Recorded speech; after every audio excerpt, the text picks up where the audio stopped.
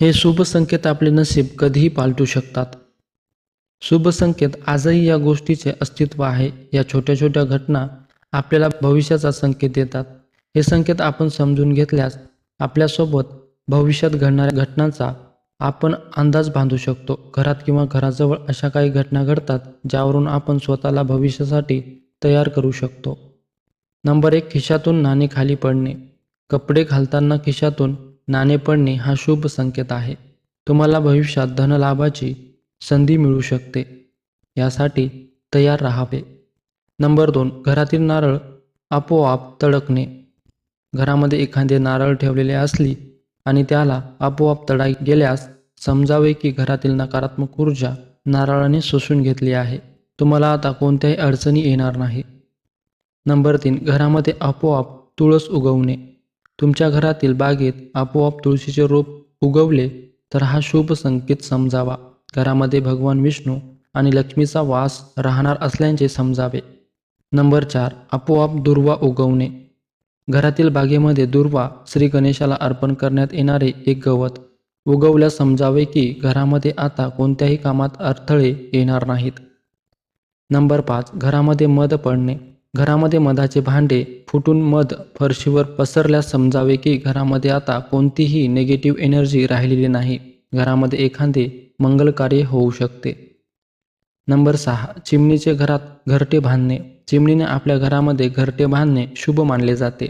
असे मानले जाते की जेव्हा चिमणी घरामध्ये घरटे बांधते तिथे आपले पिल्ले जन्माला घालते तर हे घरामध्ये अनेक आनंद येण्याचेच प्रतीक आहे. या संकेतानंतर काही काळातच आपल्याला अनेक शुभ समाचार मिळण्यास सुरुवात होते आणि घरापासून संकटे दूर राहतात.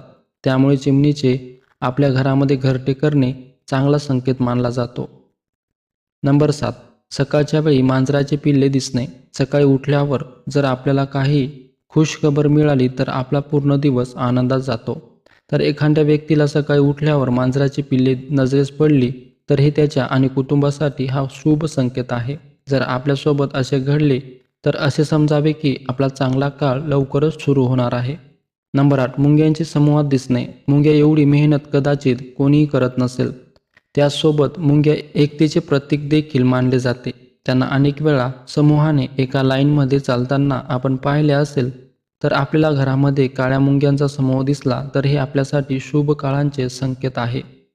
या संकेताचा अर्थ आपल्या आयुष्यात लवकरच खुशखबर येणार आहे आणि यश मिळण्यासोबतच धनप्राप्ती देखील होणार आहे. नंबर 9. रस्त्यात पांढरी गाय दिसणं शुभ मानलं जातं. हिंदू धर्मात गायीला आईचा दर्जा दिला आहे. गाय आर्थिक शुद्धीकरणाचं प्रतीक आहे. त्यामुळे कुठेही सफेद गाय दिसली तर ते साक्षात लक्ष्मीचं दर्शन झाल्याचं समजलं जातं. नंबर 10. सकाळी उठल्याबरोबर जर नारळ म्हणजेच श्रीफळाचं दर्शन झालं तर एखादी चांगली किंवा गोड बातमी येणार आहे असे ते संकेत असतात. कारण नारळाला भारताच्या सामाजिक परंपरेत शुभ मानलं जातं. नंबर 11. प्रवास करतानाही काही शुभ संकेत असतात पण ते आपल्या लक्षात येत नाहीत. कधी प्रवासाला निघालात आणि उजव्या बाजूने माकड, कुत्रा किंवा साप दिसला तर तो आर्थिक फायदा होण्याचा संकेत मानला जातो. नंबर 12. सोनेरी साप दिसणंही चांगलं असतं.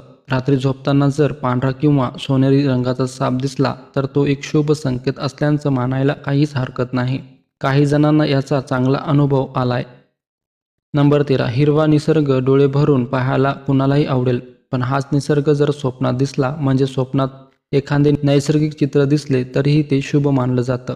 त्याहूनही हा हिरवेगारपणा जर पाण्याच्या ठिकाणी दिसला तर ते त्याहूनही शुभ मानलं गेलं आहे. मित्रांनो, हा व्हिडिओ तुम्हाला आवडला असेल तर लाईक शेअर नक्की करा. धन्यवाद.